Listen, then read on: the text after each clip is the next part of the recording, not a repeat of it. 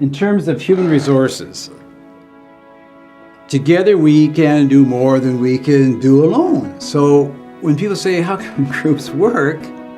Because you have a collective, you have multiple perspectives, you've got multiple talents in the group. And I think that resource space kind of empowers the group in ways that they can never get one-on-one.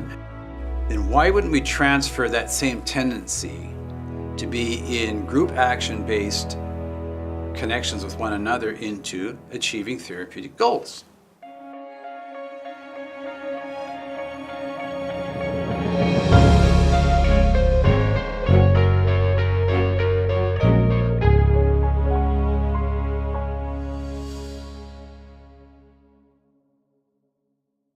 And I want to thank the rest of you for being here today for two reasons. We're going to teach you what we know in working with... Today we join senior clinicians Marv Westwood and Duncan Shields at McGill University, where they are teaching and demonstrating their wealth of experience in counseling men in groups. While a grant from Movember Canada has helped this University of British Columbia team to assist more men, a stark reality still remains. Is that when we talk about male clients in therapy, it sounds a little bit like the beginning of a joke. So a man walked into a therapist's office, and what's the punchline? And the fact is, men's higher suicide rates and notoriously low levels of help seeking are why Movember Canada asked us to help advance the discourse on effectively engaging men in counseling.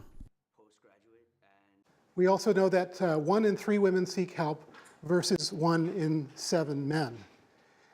So what do we do as a profession when the very act of walking into our offices is evidence that they're not good enough, that they've failed, that they ought to be ashamed of themselves?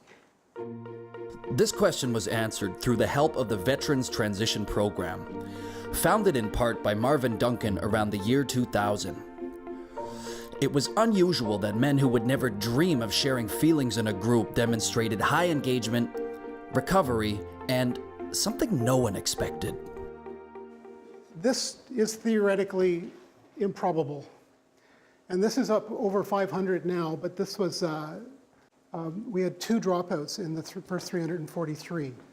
And it's a 10-day program that is... The 2 experts in men's personal development go on to explain aspects of the program that led to the improbable statistics of recovery from depression, 0 suicides, and almost no attrition. This idea, thank you for coming to the group. I have to really acknowledge and respect the fact that you've shown up and that you're taking responsibility and accountability for your life, because nobody's going to do the heavy lifting in your life for you. And we need more men to come and do the tough work, men's work in this space, to have courage to show up in this space and take responsibility for their own lives. And when you start to talk that language, men get it. And that's exactly what I did with the Veterans Transition Program, is said, okay, I have a lot of people that go on a mission, they do things, they get things done, they know how to problem solve, they know how to protect. Why don't we take that same template and make that the basis for all men, not just men in the military?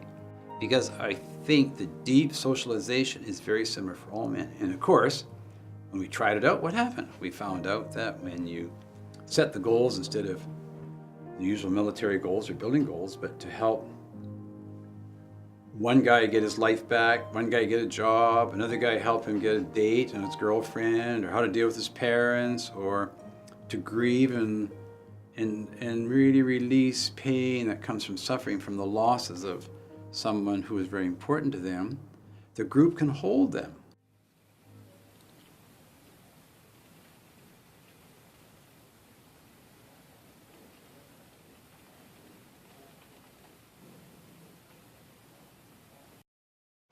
So rather than talk about, let's do it. So I'm going to stand up, and you're going to stand up. Remember the way we sometimes go back and solve problems is by doing rather than just talking. Mm-hmm. And you don't want to go alone, because last time you were alone, what happened? Last time I was alone, I was rejected. I was thrown away. You were thrown away, but today you're not going to get thrown away. So you're going to go in and you're going to speak to his father. We've got to meet the father first, okay?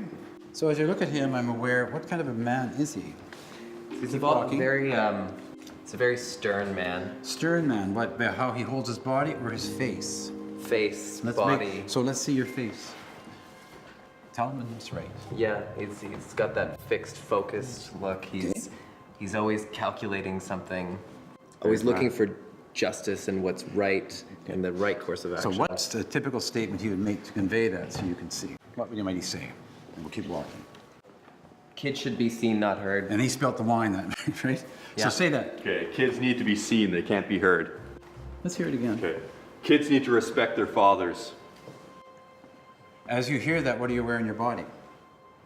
I feel uncomfortable.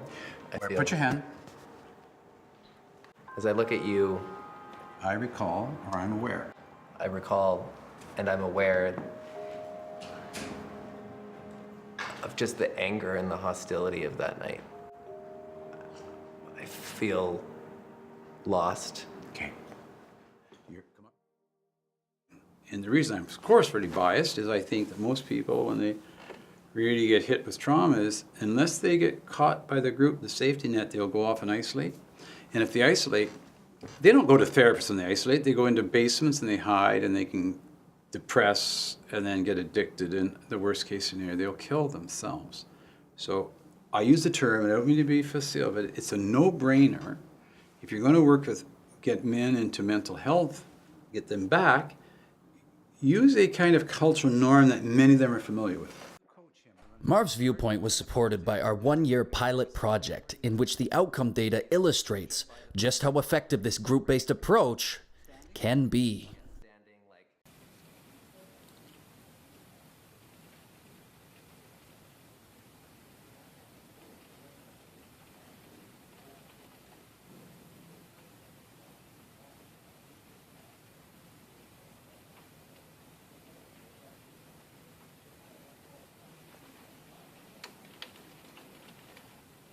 So we're going to do a bit of hard work. We're going to go back to see, because this sounds like really serious. It's almost like you're annihilated, it feels like. Yeah, it's like blown to shreds. Blown to shreds, okay. So I want to actually, the rest of you ready? So you tell him when he's ready, and then you do that. Don't tell me what to do. I'm leaving. This is ridiculous. Stop. As I look at this, Say to him, you bring me back to that night, and I feel a lot of pain right now, watching. And put your hand where the pain is. Sort of shifting lower. And say, and I've carried that for 7 years. And I've carried that for 7 years. And I'm not going to carry it any longer. I'm not going to carry it any longer. We're going to change that now. We're going to change that I now. want to ask him if he can help you. Can you help me with that? Of course I can. So what do you want to see him do? What would you like to see happen? What would he need to say to his dad? Do you have something? Oh, I'm just f***ing pissed off at him right now. That's right. So what would you say? What's your f***ing problem? Why are you overreacting? It's just a glass of wine. You have to ruin everything. You have no right You have no right to ruin the evening to ruin the of evening everybody there, of everybody who's here, including your nephew. including your nephew. Did you see what you did to him? Did you hear what he's saying? Yeah. It defeats what I think are classical gendered roles, which I think are dysfunctional. The lone wolf, the John Waynes, the rampant individualism, which is based on greed, selfishness, and aloneness. Those are all missing from the new formula. It's about a we statement. We move from I, me, to we. And that's based on caring and generosity and support. And in the ultimate case, loving.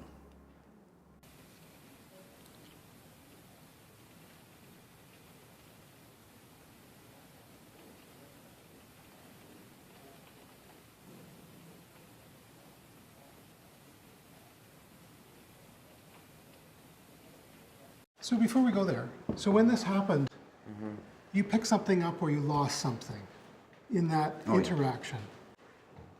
I feel like I lost respect, any like hint of masculinity that I was allowed to have, like being able to say to my father and to tell him that I've got the situation under control. He didn't let me have that. I lost any kind of you know, I have my kids around who are watching them, and they're looking at dad who can't even handle a situation. So you were ashamed in that moment. Yeah. Oh, you put shame on him then. So in this interaction, you were shamed, you were impotent, and you lost your voice, it sounds like. Yeah, I was cut off right here. How would your life be different if you were to regain that, if you were to take back your voice? Be able to speak. And that's what you want. You're working the Royal Bank, you're an executive, right? And you said to me often in board meetings you lose your voice because some of the senior executives remind you of your dad. Yeah. And you go silent. A graduate of our first program shares some of what he found most helpful. Communication is the big one. Being really, really proficient with emotional communication, emotional expression now, something that we didn't really do too much of in my family. And it's really helped me with my relationships, both in the good aspects of them and the difficult aspects all around. It's been really powerful. I'm getting nervous right now. I don't want to hear I this. think I want to leave. I'm leaving. Just get up, just leave. Get up. So what are you wearing? Slowly, slowly. Get up to leave. He's going to leave. He's nervous. What do you need to say? I need to say this because this is important to me. And because you're important to me, I need you to hear it. Good. Let's have the double do it. Sit down again. And he wants you do. You help him out. Be his voice. A little louder. You need to hear me right now because this is important. I'm nervous. I don't need to hear this. I don't need to hear this. I'm leaving. You are going to listen to this. Okay. Tell him to sit down. Sit down. Yep. So let's switch. When you're ready, you go behind. Who's behind you? Got my group pals here. And that's important because It's important because I almost feel like it's like my family in that moment. your family and you're alone. Like I'm being witnessed, taking control, and being heard. Okay. So just do it from the top. You have to say the same thing. Feel that power. So say, Dad, there's something I need to say to you. Dad, there's something I need to say to you. I'm getting nervous. I have to go. Yeah, I'm getting nervous. I'm leaving. Dad, I'm gonna need you to sit in your chair and listen because this is important to me. Sit down, please.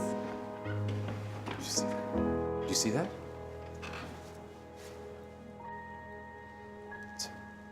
The way your behavior this evening and the way you acted left me feeling like I didn't have a voice. It left other people in this family feeling confused by your behavior and unstable.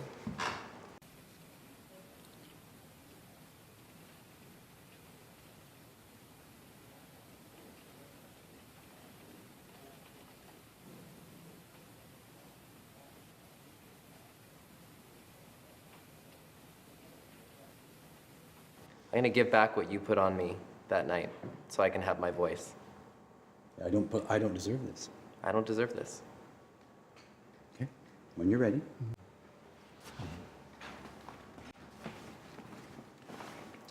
This was never mine to carry. This was never mine to carry. Is that right? Does it feel right? It feels right. Without this shame in my life, Without this shame in my life, I feel lighter. I feel like I don't have something in front of me that's blocking me from actually accessing you. And now I'm able to see you. And I'm reminded of the things that I value about you, about our relationship. Maybe I can see those again one day. Maybe I can see those again one day. But not right now. I need to give it back But not right now because I need to give it back and get my voice.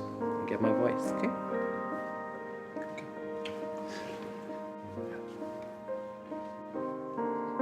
Sit down quickly.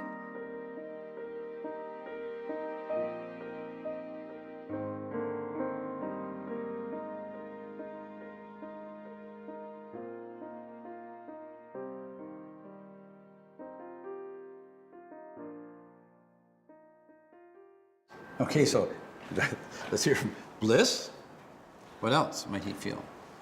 Yeah, it sounded like, I don't know if this is right, but you're kind of talking about with the bells, it sounds like you were excited. By initially working with men's traditional socialization, members paradoxically become more free of constraining hegemonic gender roles.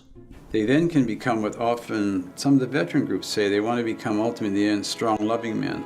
And they get there and they would say, I think I've got my soul back. And when they say that, then I tend to think, well, I would probably trust that person more because they have a sense of the whole self.